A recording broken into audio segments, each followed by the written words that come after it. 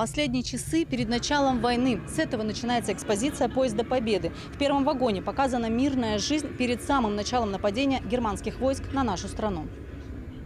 Пока за окном у пассажиров обычный солнечный день, в вагоне витает атмосфера душевных разговоров, чувствуется романтика железных дорог. Но совсем скоро жизнь людей в нашей стране разделится на «до» и «после». Этому посвящен второй вагон. Спокойную, размеренную жизнь семьи 22 июня 1941 года разрушает армада немецких бомбардировщиков. Из окна видно, некогда мирное небо разрывают немецкие самолеты. Там очень тронуло сердце вот эти моменты, как изобразили очень все красиво. Именно тот вагон, где война происходит, второй именно вагон. Во второй части второго вагона расположился символ стойкости и мужества советского человека – Брестская крепость. Она одна из первых приняла на себя удар врага. Третий вагон называется «Поезд на фронт». Здесь находятся люди, которые едут защищать свою родину.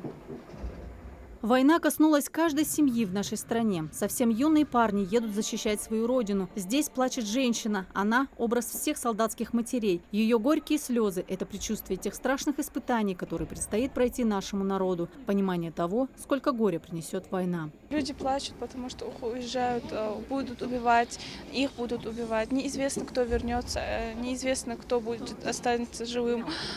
Из-за этого очень жалко этих людей. Посмотрите, как страшно, посмотрите, как они же мертвые уже лежат. Видите вы? Бедные.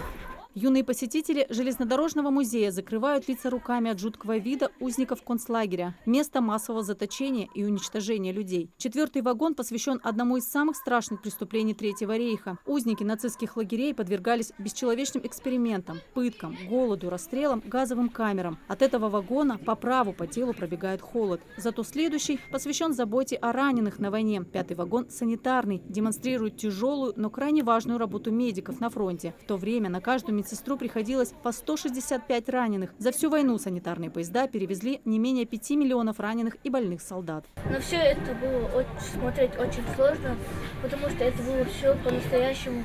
Шестой вагон показывает банно-прачечные поезда. Чистота и гигиена – основа здоровья, а болезни значительно ослабляют армию. Также здесь расположилась экспозиция, посвященная блокаде Ленинграда, самой продолжительной и жестокой в современной истории. Тогда от холода, голода и обстрелов погибли около 700 тысяч человек. Седьмой вагон демонстрирует посетителям штаб, где показаны вершины полководческого таланта командования советской армии, а также бронепоезда, которые ярко проявили себя во время войны.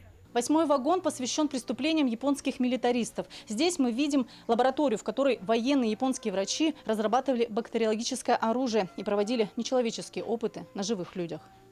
Также в предпоследнем вагоне разместились судебные заседания над военными преступниками. Благодаря этому весь мир узнал о злодеяниях нацистской Германии и милитаристской Японии. Последний вагон поезда, естественно, посвящен Великой Победе. Здесь те же люди, что и во втором вагоне, которые отправлялись на войну. Только уже повидавшие все ужасы боев, возмужавшие, уверены в своей силе и правоте победителей. Благодаря пресс-туру для СМИ знаменитый поезд, который организовало Министерство по внешним связям, национальной политике, печати и информации Ингушетии, журналисты познакомились с каждой инсталляцией в отдельности. Жители же могли сделать это бесплатно, пройдя регистрацию на сайте проекта. Такую экспозицию с эффектом максимального погружения в атмосферу, без преувеличения, стоит увидеть каждому. Вот то, что я там увидел, просто дух захватывает. Как будто в это время возвращаешься, что находишься среди вот этой ситуации. И там этот поезд Победы, конечно, огромное спасибо тем, кто организовал это все. Конечно, сегодня мы, именно наши многие, те, которые участвуют в зоне СВО, это мы чувствуем, что нацизм, он голову пытался поднять, но тем не менее там наши воины дали отпор. Передвижной железнодорожный музей ежегодно колесит по всей нашей необъятной родине. В Ингушетии он пробыл 2 дня. Дальше отправится по Кавказу в Чечню и Дагестан, чтобы как можно больше людей могли прикоснуться к истории тех страшных событий, которые нашему народу забыть нельзя. Анастасия Шишина, Султан Магушков, Магаз 24.